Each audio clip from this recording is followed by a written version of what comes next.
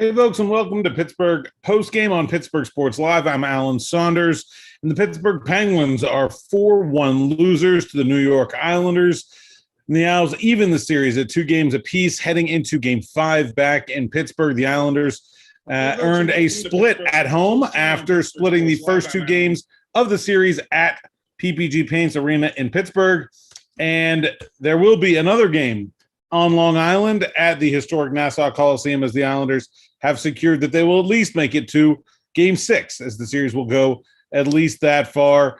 I'll be joined in a minute by Stefen Rosner of New York NYI Hockey Now, part of the Pittsburgh Hockey Now national family, and he'll break things down from us from an Islanders perspective. Until then, it's just you and I, so make sure you leave your comments here on the YouTube platform, and I will get to them here in the chat bar.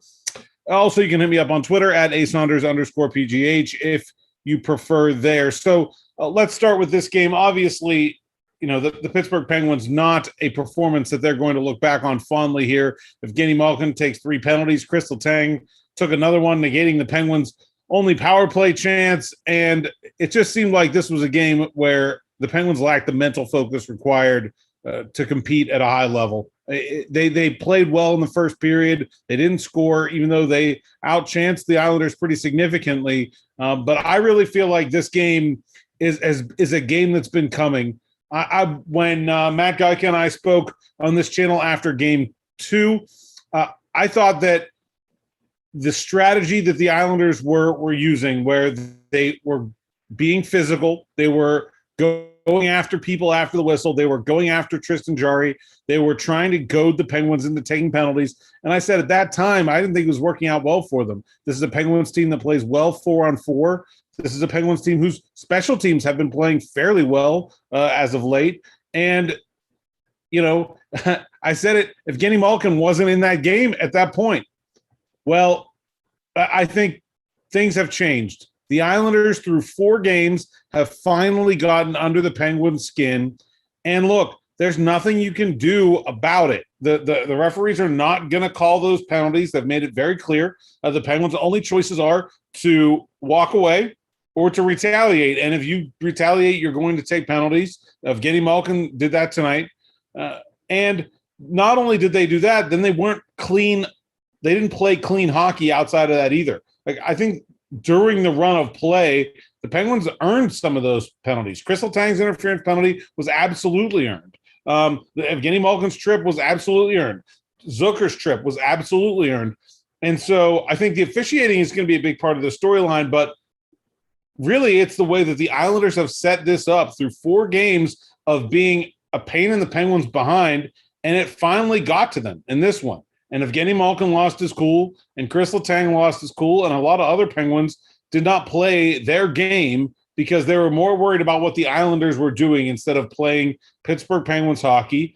And it paid off. The Islanders bought themselves a win here with 4 games of that kind of tactic. And I don't like that is a reasonable way to go about things in the NHL playoffs. I wish the league would do something about it, but the Penguins know that that's not going to be the case.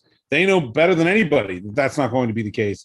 And so it's on them to play within themselves, to keep cool, and to find a way to win in the circumstances that are presented to them, which, by the way, these Penguins have done many times in their history. It's not like this is some new thing that's just happening now in 2021. Teams have been doing this for decades, and the Penguins know about it. They're more than capable of walking away. They're more than capable of playing their game in the face of that type of tactic. And today, they just did not. 4-1 losers to the Islanders. We will get to Stefen Rosner in a moment. He was actually at the game on Long Island. He's going to get home and get in here with us. But I'll go to the comments first. Gaming with Gio, it would be nice if our first line could score. Did they have a shot? I think Sidney Crosby had one. The Penguin Stars have to be the 2 best players on the ice. That is the bottom line. I did not think the Penguins did not get – they did get some chances against Sorokin. I thought he played a really good game. I thought he was better in game one than Varlamov was in either game 2 or game 3. And I think we'll talk about this more later, but I think going back to him was crucial. I mean, look, the Penguins got gift goals in each of the last 2 games. Let's not sugarcoat it. There were some real softies there. And I don't think Sorokin was out of his mind. He wasn't, doing a Dominic Hasek impersonation, but he was making all the easy saves look pretty easy. And the Penguins didn't really get to the front of the net. They didn't get good second chance opportunities. And the Islanders are not a team that when they get a lead is going to allow a lot of odd man rushes and pretty plays. Like, that's not their game. If once you go down to them, it is going to be a battle. You're going to have to claw your way back into it. And the Penguins didn't do that today. They did not have the discipline to do that. And I think that is the biggest reason that going back to Pittsburgh tied 2-2. What else we got here? Berger, puck luck on outside today. 2 goals off Pens players. Malkin with 3 penalties. Tough to, I do think about halfway through this game, I think the Penguins were the better team. Especially the second half of the first period and the first half of the second period. I thought they were playing really well. They didn't score when they got the opportunities to, and then the Islanders got, some fortunate goals. I mean, one goes off Cody Cece's skate, another directly off Teddy Bluger's tape into the back of the net, which it shouldn't happen, but it does happen occasionally, and that's why you just get pucks to the net and bodies to the net as well. Bluger was under a lot of pressure there, trying to play the puck just outside his own crease, but yeah, I mean, I don't. This isn't like the Penguins got railroaded. This was a even game from a scoring chance perspective. What the Penguins didn't do is they didn't keep their cool and they didn't keep themselves in a position to win this game down the stretch. If this game stays 2-0 and they don't go on this ridiculous penalty spree in the third period, then Zach Aston Reese's goal goes in, and all of a sudden that is a very different mood at Nassau Coliseum for the last 2 minutes of this game. And Brian Rust hits the outside of the post there in the last minute, and we're all saying, oh, man, they were this close to winning. That's the difference between, some bad puck luck and some bad breaks, and they hit the outside of the iron, and, man, you lose this game. That's the difference between that feeling and the feeling I think a lot of Penguins fans have right now, which is this is a team that kind of gave this game away because they couldn't stay disciplined. They couldn't play within themselves. Steeler Nation 412, terrible game. If we play like that again Monday, this series is over. Yeah, I mean, I think that goes without saying. The Penguins cannot – this is not a recipe for success. You lose some games and you say, okay, if we do that again, we'll be all right. That's our game. We just need to keep doing it. We'll get some better luck. We'll get some better bounces. No, the play was fine. The mentality was broken. And the good news is that's an easy thing to change. And these veterans on this team have done it in the past, but they've also lost series this way. We can look back to that famous series against the Philadelphia Flyers where they ran around and lost their heads the entire game and the entire series and blew that one. And so let's not make it seem like it's out of their ability to lose this series because they can't keep their heads, but we've also seen them play very good hockey in the exact same circumstances. So let's not say that it's destined to happen either. And what else we got? Jackson Hollister. I do not think we played well, but against this team at this point in the series, I don't think it was unexpected from a fan perspective. I don't think it was unexpected for any perspective. I thought this series was a coin flip going in. It does not surprise me at all that we're 2-2 headed into a game 5. I'm very surprised if this doesn't go 7 games because these are 2 very evenly matched teams. I said after the start of this series, after game 1, the difference between the Penguins points and the Isles points this season was 1 extra win over 18 games. That's it. That was the difference between the Penguins and the Islanders this season, is that over 18 games, the Penguins won 1 more game. They're very evenly matched teams. This is a very evenly matched division. These 2 series are both going to be coin tosses. It's one of the reasons I thought, even despite a really good spring from this team, that this was not some team that was just rolling into the playoffs ready to get to the Stanley Cup final or the semifinal. There's a long road ahead of the Penguins if that's their eventual goal. This is not going to be easy. this series isn't going to be easy, and a potential next series isn't going to be easy. These are talented hockey teams. I thought the East was by far the best division in the league from, top to bottom, top to middle anyway. And, all four of these teams are capable of coming out of this division and going on to win the Stanley Cup. Even though the Islanders don't necessarily have the big names that some of these other teams do, they play a really sound system. I think Barry Trotz is probably the best coach in the division, and I think he's showing that. And they're getting really good goaltending from Sorokin when he's played, and that's it's not a mythical formula. You need a team of at least good talent level. The Islanders have that. They've got some special players, Palmieri, Barzal, Bavillier, that they're good players. They're getting good goaltending. At least they have when Sorokin plays, and they're really, really well coached. And they're buying into an idea, and they're sticking with it, and it's working. I'm not sure that I can say that about the Pittsburgh Penguins right now. I think they won some games because they're a really talented team, and Tristan Jarry played very, very well through games 2 and game 3, and I don't really think you can hold what happened today against him at all. I mean, 2 goals in off his teammates and a wide open fourth goal. And the first one was, a very difficult save to make with a guy right on top of his crease. I believe it was Bavillier tangled up with Chris Letang. So, I don't think this is neither of these teams are going to run away with this. I don't think this is going to be a series that goes down to the wire. And I think that the Penguins, uncharacteristically, every game in this series has been tight and closely contested. The reason that this game was not is that the Penguins lost their heads. And yeah, they absolutely can't do that going forward. It's not going to work well for them.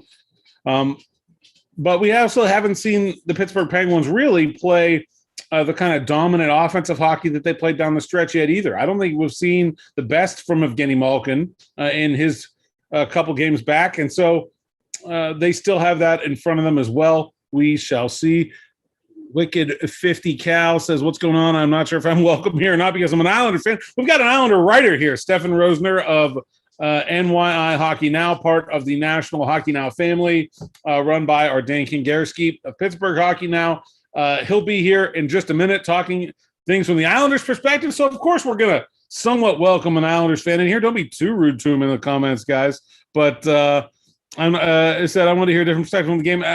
I thought the Isles would be lucky if they won only one game. I don't think so. I don't think I don't think there's any luck involved with what the Islanders are doing at all. I think they're playing a really, really sound, structured hockey.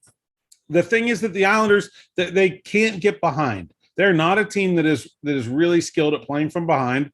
They are really good at playing from ahead, and I think they showed that today. And they were a bit fortunate to get up the way they did. Obviously, the goal goes off Cody Cece's skate, but they don't miss when they get those opportunities. This is not a team you want to be in a 2-0 hole against, and it's certainly not a team that's going to make it easy on you when you get into that situation. The Penguins have to find a way to stay disciplined. I can't stress that enough. They cannot be in the penalty box as often as they were today, and I don't even think the Islanders' power play is particularly good. But it's just that when you're trailing, you can't afford to be missing that much time on offense. The Penguins finished this game. If you look at, Corsi, 61.8%, Corsi for scoring chances, 58% for the Penguins. But that's 5-on-5, right? I mean, that's eliminating all that time that the Penguins were shorthanded. And even if, you don't give up a goal, and even if you don't score, it's still time away from the attack. It's still time where you're having to exert yourself defending, and it's just not a formula for success. That's something that the Penguins absolutely have to change. Mike Osti chipping in. Thanks, Mike, for the assist with some stuff from the Penguins locker room here. Sidney Crosby, I think with the position they were in, you knew they were going to fight. We have to have that same mentality. Understanding where we're at now, that should be even more expected. I think that's a fair point by the captain. I think the Islanders were the more desperate team today, but desperation isn't always a good thing. I don't think they came out guns a-blazing and took this game from the Penguins from the drop. Pittsburgh had opportunities in the first period. They couldn't beat Sorokin. They couldn't get second chance opportunities against him. They didn't do necessarily the hard work that they needed to do in those to get those opportunities, and then they lost this game. So I agree. I think that the Islanders were the more desperate team, but I don't think that's what caused them to win this game. I think that does give them maybe an emotional advantage. I think playing in front of their fans today was an emotional advantage. You know, that is a building with a ton of history, and the chance of this potentially being the last game there, I'm sure, was something that was weighing on a lot of those folks, both in and out of blue jerseys. And so I think, yeah, there was certainly an emotional aspect of it for the Islanders, that they didn't want this to be the way it ends, and I'm not sure they'll want it to be the way it ends in Game 6 either. So the Penguins will have to find a way past that at some point. Wicked 50 Cal. I don't even know why they pulled Sorokin out of Game 2 and Game 3. I totally agree. I think if Sorokin had played all 4 games, the Penguins might be on the ropes right here. I thought Varlamov was he gave up that ridiculous goal in Game 2, but I thought overall he was okay, especially as the Pens really piled on in the third period of that game. But in Game 3, I didn't think he was very good at all. And so, I think Sorokin could have the Owls up 3-1 right now if he'd had played all 4 games, certainly. I think Zach Aston Reese there at the end shows the Penguins what they're going to have to do. They need to get to the crease. This is not a team. The Islanders do not give up a ton of high danger scoring chances. They are going to cover up the slot. They're not going to let you get odd man rushes over and over again. The Penguins have to get to the crease. They have to cycle. They have to retrieve pucks. And it's mostly about hard work. And I think the Penguins got a lot in their head about what was going on after the whistle and what was going on maybe while the referee's back was turned, and weren't so worried about going to get the puck and playing their game. And that is their game. That's what Mike Sullivan teaches and stresses. And so that's what they need to do. Jackson, again, as a Penguins fan, I'm most afraid of Sorokin. He is very good. He's not a player with a ton of pedigree or anything. It's not like this was, to be expected from him. But it doesn't take a ton of pedigree for a goaltender to get hot in the playoffs and go on a nice little run here. And that's exactly what he's done so far. I think he can be beaten, but the Penguins do need more traffic to the front of the net, and they do need, too many one-and-done chances, I think, in that first period. Even though they had a lot of scoring chances, were not able to have that sustained offensive zone time. That's what really made them so dominant in Game 2 and Game 3. Stefen Rosner is with us. He's a contributor to NYI Hockey Now, part of the National Hockey Now family. And we'll talk Pens Isles here. Again, Pens fall 4-1 to the Isles. Series is tied at 2. Game 5 back in Pittsburgh on Monday night, and no more pesky afternoon games for the Pens, as they are always struggle on the early starts. Again, doing that today. Stefen, thanks for joining us. Thanks for hurrying home from the Coliseum there. That's very much appreciated. Just give me your quick thoughts on today's game, and if that went as you expected, with the Islanders really dominating this one for the first time in this series, some real separation from one team to the other. Yeah, you look at it this way. The Islanders had to get a win at home. It had to happen, and they get it today. And I think the biggest thing was the Islanders got shots through. You look at 3 of the 4 goals the Islanders scored were fluke goals. Jari didn't play particularly bad in this game. He got a lot of hate from the crowd for sure, but the defense didn't really help Jari out at all. And I think their control in the neutral zone for the Islanders was great. After about halfway through the first period, the Islanders sort of lost their game. When the Penguins were getting pucks in deep, making plays, the Islanders were sitting back. But then once the second period began, the Islanders started scoring. They gained confidence. And then once they got the lead, they played shutdown Islanders hockey. And that's what you need. People say it's boring. And it is. From an outside standpoint, it's a boring style of play. But that's how you win in the playoffs. And the Islanders did exactly what they had to do to close this one out. Yeah, I want to talk about Sorokin. We've been discussing him here. And, obviously playing really well right now. I think probably playing significantly better than Varlamov. But I think about that first period, especially the second half of the first period, I think the Penguins really were able to pile up some scoring chances against him. And No, I don't even think they even came close to a goal. I mean, it was all pretty much in front of him. And after 2 games of Varlamov letting in some pretty soft goals, let's be honest, I think that was really a difference in this game. The Islanders are such a different team playing ahead versus playing behind. I'm not sure that big second period happens if the Penguins sneak one of those across in the first period. That's exactly what it is. Right from the get-go, Sorokin turned aside a shot. And you're thinking back, okay, the last 2 games, the Islanders didn't get a nice save early from Varlamov. He struggled mightily. Now we could talk about it in game 2 where he played very well after allowing the first one, and that second one goes either way depending on how you look at it. But Sorokin today was just calm. That's the word I'm going to use because everything came at him. He controlled his rebounds. Jari's diving all over the place. And to me, as a goalie myself, which I am, I studied the position a lot. The goalie's making those sprawling saves all the time. I mean, he's not controlling his rebounds. He's not anticipating correctly. You saw with Sorokin, it was easy for him. Yes, the Islanders didn't allow traffic in front, which is a real big key. But everything was to the corner. When he made the saves, he held on. And for the Islanders to get stability and goal like that, it allowed them to play their game rather than have to come from behind. Because when the Islanders are playing from behind, every team playing from behind the players, it's very hard to do. But when you're playing from behind and you're worrying, okay, is that next shot we allowed going to go in? And there was faith and confidence that Sorokin was going to make that next play, which allowed the Islanders to play their game. And when they get the lead and you have Sorokin back there, they know what they have to do. They trust Sorokin back there. And I really think, Sorokin's been great all season long. This was his coming out party for me. Game 1, he got a win. If you look at the stats, I think he had a -1 goal saved above average. It wasn't perfect, but he made those big saves needed. Tonight was the complete package you want to see. And it looks like a little bit of the passing the torch. Varlamov might get a couple games. We'll see how long the series goes. And if they go on further, I'm not saying Varlamov won't get another game this playoff run, but tonight you saw exactly what Islander fans have been waiting for years. You saw Sorokin coming. You saw the future is now. And I'm pretty sure, going forward, it's going to be Sorokin's job.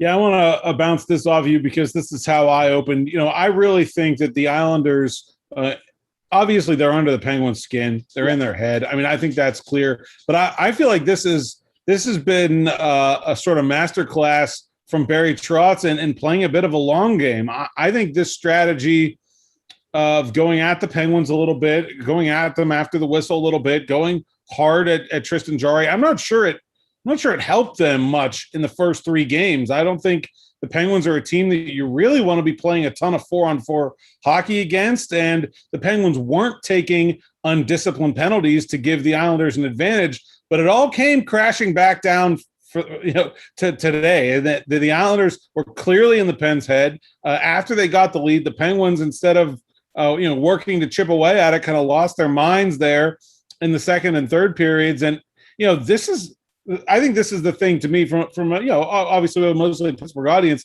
This is not the way the Islanders played the entire season. They didn't lead the league in penalty minutes or fight majors or something like that. Does this feel to you like this is an intentional strategy to try to get the Penguins off their game and maybe now it's finally working? Completely. I mean, you look at the Islanders' fourth line. That's the biggest tone setter for this team. They start every game. They have a job to do. And then the biggest thing what I saw today is when Cal Clutterbuck is going at it with Malkin, and Clutterbuck lets Malkin hit him in the face about 4 or 5 times. Now, they both get penalties, but you look at it this way. I think the Islander fans and the Islanders of the team will take that trade-off. Clutterbuck and Clutterbuck and Malkin go. So I agree with exactly what you said. Now, the Islanders, they have guys that get hit. They racked up, 72 hits in the first game. They're a team that hits. But as the series goes on, you're seeing that it's wearing down the Penguins mentally and physically. So many penalties tonight. Malkin can't be in the box 3 times for the Penguins. He's got to be on the rink. And the Islanders did their job, like you said. Every time they had a chance to finish a hit, they did. Scrums after the whistle. I think it is a complete strategy by Barry Trotz, and it paid off tonight. Like you said, it didn't really pay off early in the series, but today was more of every game had added up, every period, every shift had added up. And today, the Islanders got in the Penguins' head, finished the job, and it'll be interesting to see what happens next game. I want to ask you, because you were there in the building, about the crowd at that place. I mean, I was at the Civic Arena when the Penguins played the Montreal Canadiens in what was eventually the last game there at the Civic Arena. And that was a weird vibe where you kind of know coming in that it could be the last one. And I don't think the Penguins and the Pittsburgh crowd that day, as they were the Pens got absolutely boat raced by the Canadiens in that game. I can see that going both ways, right? Especially as the game drags into near the midpoint without a goal either way. I can see that kind of turning into a nervous energy situation, but it seemed like the crowd was loud and into it, and the Owls were really able to feed off that energy in the second period. Yeah, Barry Trotz talked about it after the last game, that they needed positive vibes from the crowd. And right when puck drop happened, the crowd was going nuts. Now, when the Islanders started to lose their game a little bit in the first, it did get quiet. It was more of a nervous, not a, oh, we're booing you, we're not going to support you. It was more, the fans were all on edge. Like, what's going to happen? Why they're not waking up? But once the first goal went in, the crowd was so loud. And for me, I went to a couple of years ago when they announced it was going to be the last regular season game at the Coliseum. I went because obviously it's the last game you got to go. And then this year, right now, tonight, it could have been the last if this game didn't go the way the Islanders planned. But I think for the crowd, they knew what they had to do. They had to help this team. And that's the whole point of home ice advantage. The Islanders dominated, but the Islanders dominated without fans in the stands. Now with them back, they play better than ever tonight. And I think this is just a major momentum boost going into Pittsburgh now because, listen, I mean, Islanders did not play well in front of their home crowd the other night. It was a bounce back and forth game, but momentum for me was the biggest issue. The Islanders couldn't hold momentum. Tonight, the Islanders held momentum the whole time. And you want to give credit to the crowd, but also the Islanders players did their job in collective effort, I'll say, for everybody.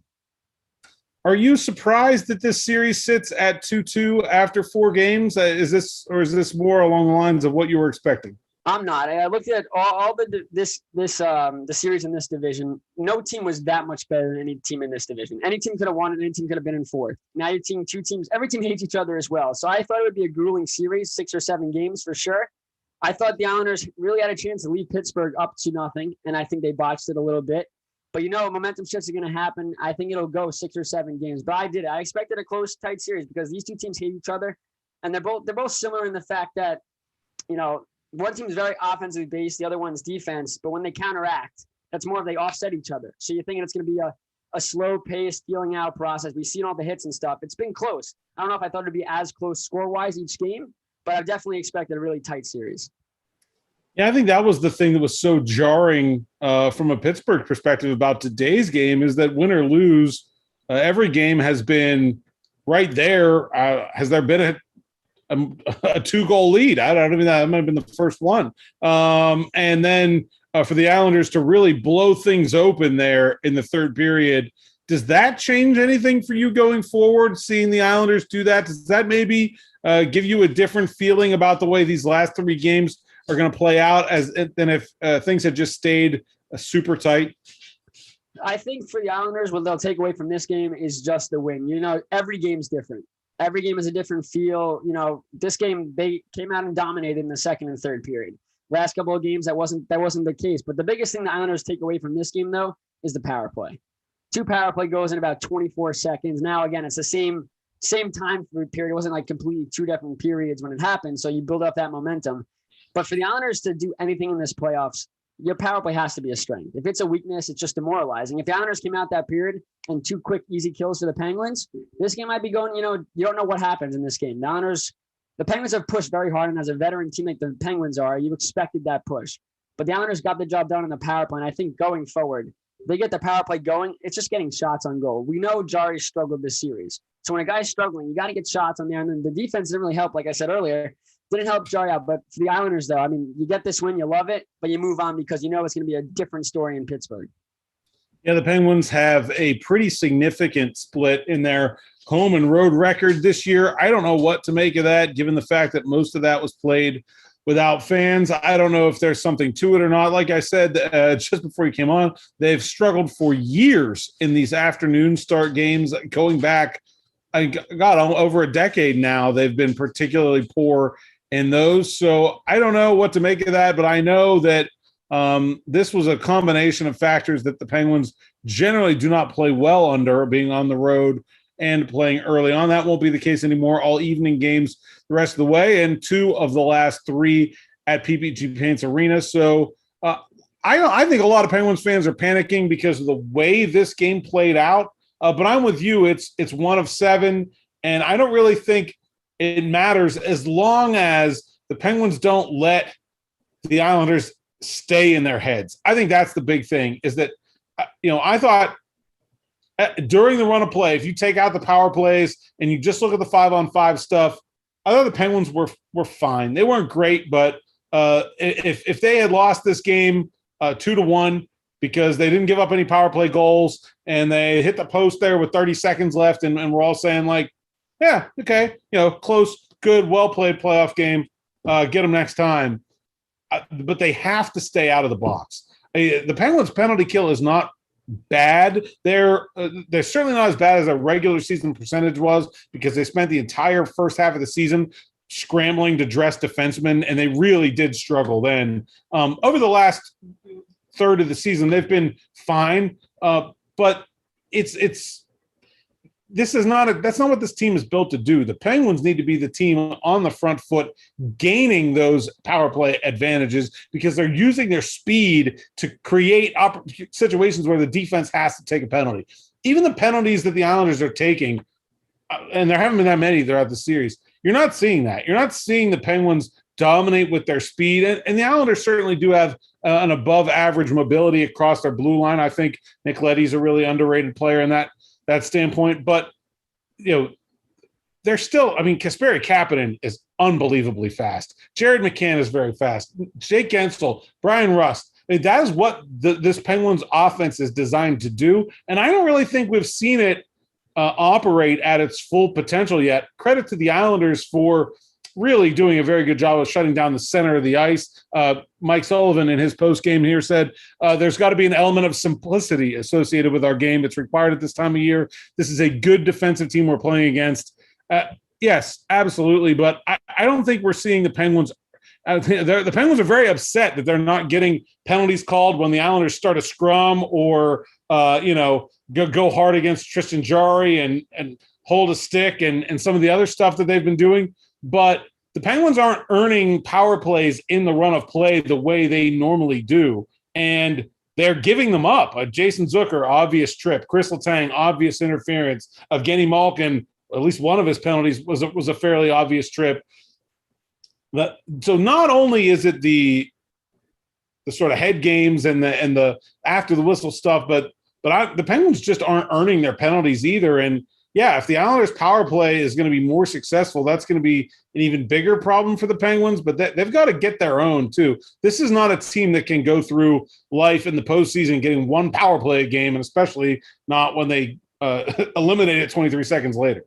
Yeah, the way you draw penalties is by moving your feet. And there was not really any time during this game where I saw a big play by a Penguins forward where he explodes through the Islanders' blue line and forces the defenders to go and have to make a play or reach out with their stick. They didn't have to do that. The Islanders played them perfectly. And that was the problem. There was no, they say keep it simple. Islanders kept it simple, and you see what happens. That's how the Islanders are going to win. Once the Islanders play someone else's game plan or plays the way another team plays, they're not going to have, success. When the Islanders play their style, slow it down, suffocate their opponents, that's how they win. And for the Penguins, they're not getting those penalties because they're not, like you just said, they're not working. I don't think they didn't work hard enough in those areas where they had to. Because, again, you have Islanders that'll play flat-footed sometimes and the Penguins could draw penalties. But there was, like I said, no explosiveness from the Penguins forwards that forced any of the Islanders to, go, oh, God, I gotta grab him. I got to do that. There was none of that, which made the Islanders defense play very strong. They pretty much kept them to the outside the whole entire game. And when you do that, you're not going to get chances. Very well said. And anything else you've got for the rest of this series before we wrap things up here? I think one key for the Islanders, and we saw it today, though, was, you didn't see Jeff Carter much do anything. You didn't see Sidney Crosby do much. And for the Islanders that lack those big guys, those stars, they're very underdogs. And talk about the Islanders. They have some talent, obviously, Matt Barzal, Brock Nelson. These are guys that are talented individuals. But you look at the other end of the ice, and you have Malkin, Crosby, even Carter's been lighting the lamp, Letang. The Islanders, again, you just play your game, you could shut these guys down. And for the series, you're going back to Pittsburgh.